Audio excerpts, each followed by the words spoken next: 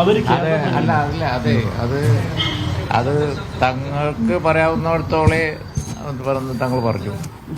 പിന്നെ അതിന്റെ ബാക്കി അതിന്റെ ഇത് ഞാൻ പറയാം, ഇത്രയേ ഉള്ളൂ. ആയിക്കോട്ടെ, ചൊവ്വാഴ്ച തിരക്കാണ്. അതിന്റെ ഒരു വിഷയം എന്താന്ന് വെച്ച് കഴിഞ്ഞാല്, ബഹുമാനപ്പെട്ട സംസ്ഥ പ്രസിഡന്റ് ജിഫ്രി മുത്തുകോയ തങ്ങളോട് ഒരു കാര്യം പറഞ്ഞാൽ അത് വളരെ ഗൗരവത്തിലെടുക്കണമല്ലോ. അതനുസരിച്ച് തങ്ങൾ ഇന്നലെ ബാക്കി എല്ലാ പരിപാടികളൊക്കെ ഒന്ന് മാറ്റിവെച്ച് അദ്ദേഹം പറഞ്ഞതനുസരിച്ച് അവരൊക്കെ വരുന്നുണ്ട്. അവർക്ക് തങ്ങളോട് സംസാരിച്ച് ഈ അടുത്ത കാലത്തുണ്ടായ സ്റ്റേറ്റ്മെൻറ്റുകളും ബാക്കിയുള്ളതൊക്കെ ഉണ്ടല്ലോ, അത് സംബന്ധിച്ച് അവർക്ക് തങ്ങളോട് സംസാരിക്കാനുണ്ട് എന്ന് പറഞ്ഞു. സമയം കൊടുത്തു.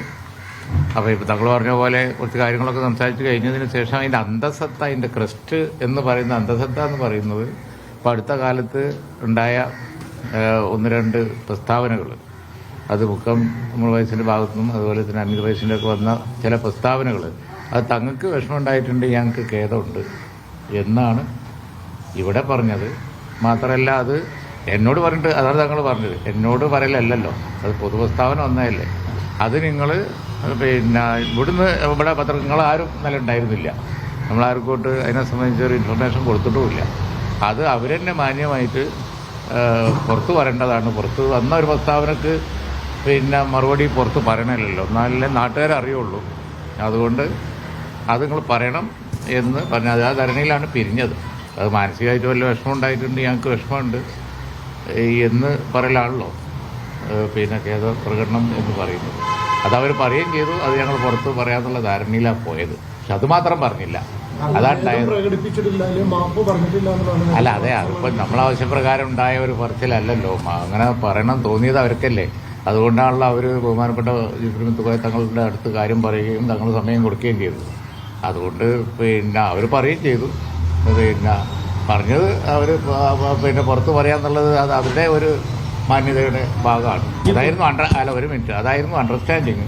പക്ഷെ അത് മാത്രം പറഞ്ഞില്ല, വേറെ പല കാര്യങ്ങളും പറഞ്ഞു. ഖേദപ്രകടനം ഉണ്ടായിട്ടില്ല എന്നാണ് അവര്. അല്ല പിന്നെ ഇപ്പൊ ഞാൻ ഇതിപ്പോ പറഞ്ഞിരുന്നത് വളരെ വസ്തുതാപരമായി ഉള്ളതും സത്യസന്ധമായി ഉണ്ടായതും അതാണ്.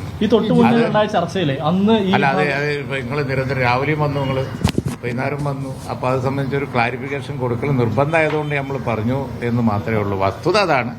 കാരണം സംസ്ഥാന പ്രസിഡന്റ് ആവശ്യപ്പെട്ട അനുസരിച്ച് അവർ വന്നു. അവർ കാര്യങ്ങളൊക്കെ പലതും സംസാരിച്ചു. അതിന്റെ ഇടയിൽ തങ്ങയിൽ ഒരു മാനസിക വിഷമം ഉണ്ടായിരുന്നു, ഞങ്ങൾക്ക് വളരെ ഖേദമുണ്ട് എന്നുള്ളത് അവർ രണ്ടാളും പറഞ്ഞു.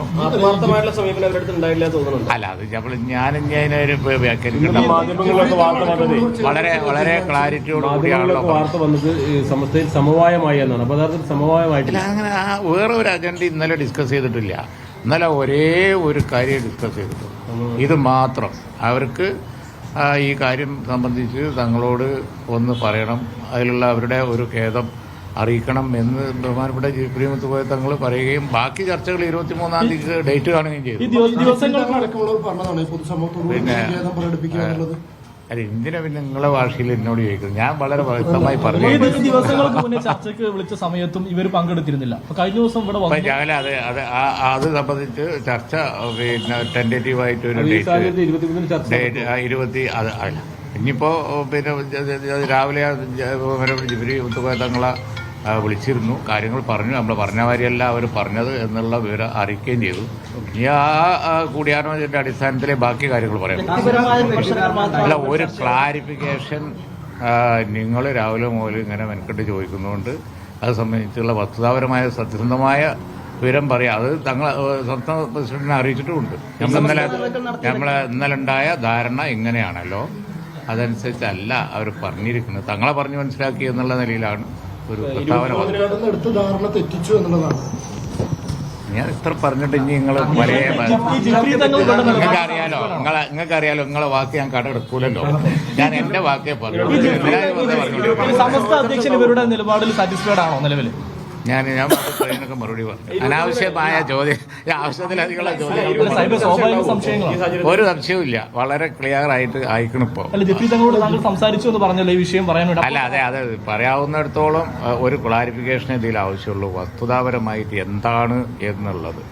ആ വസ്തുതാപരമായി ഇത് ഇങ്ങനെ ഒരു സാഹചര്യം ആവശ്യപ്പെട്ട് വരികയും അത് വന്ന് ആ വിഷയങ്ങൾ തങ്ങളോട് സംസാരിക്കും. അതിലിപ്പോൾ അടുത്തുണ്ടായ വിഷയങ്ങളിൽ തങ്ങൾക്ക് വിഷമമുണ്ട്, ഞങ്ങൾക്കത് ഖേദമുണ്ട് എന്നുള്ളവർ പറയും.